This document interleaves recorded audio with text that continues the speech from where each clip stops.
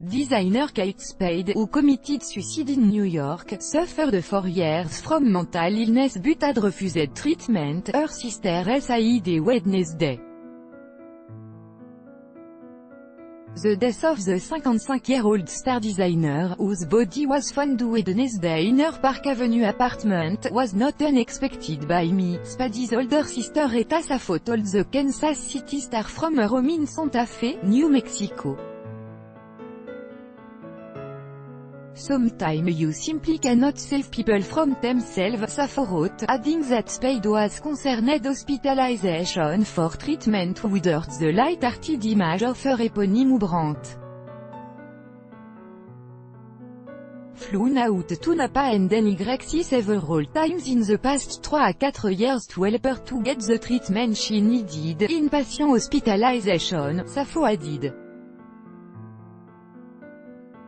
She was always a very excitable little girl and felt all the stress, pressure of her brand parenthèse ouvrante KS parenthèse fermante may have flipped the switch where she eventually became full-on manic depressive, Spade, a Missouri native, who first worked as a journalist, including as an accessories editor at Mademoiselle magazine, launched her Kate Spade fashion label in 1993 with her husband Andy and the help of outside investors. Her cheerful use of bright colors and print proved that it was career women. AFP, Brian R. Smith Media and onlookers gather outside the New York apartment of fashion designer Kate Spade after she was found dead at age 55 on June 5, 2018. Safo said she had come very close to getting her sister into a treatment facility. She was all set to go, but then chickened out by morning. He even said he would go with her and be a patient too. She liked that idea. He said we could talk about it all, our childhood, etc.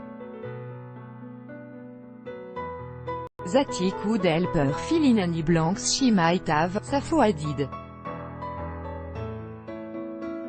That seemed to make her more comfortable, and get so close to packing her bags, but, in the end, the image of her brand, happy-go-lucky Kate Spade, was more important for her to keep up.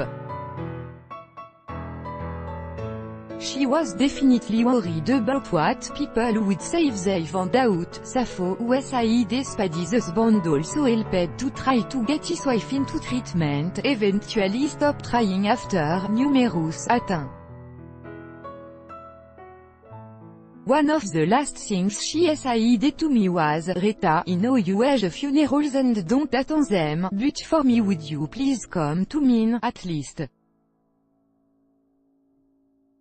Please." I know she perhaps had a plan, but she insisted she did not, Safo added. Celebrity news website TMZ cited police sources as saying Spade had fallen into depression in recent weeks after her husband left her and was seeking divorce.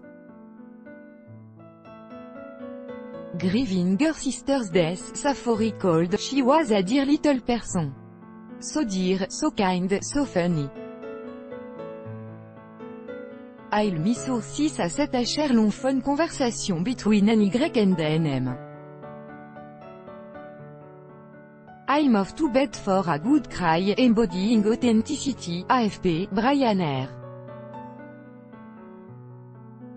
Smith. Safo said Spade was concerned hospitalization without the light-hearted image of her eponymous brand. Anna Wintour, the Grand Priestess of Fashion and editor-in-chief of Vogue magazine, highlighted Spade as a woman who defined authenticity.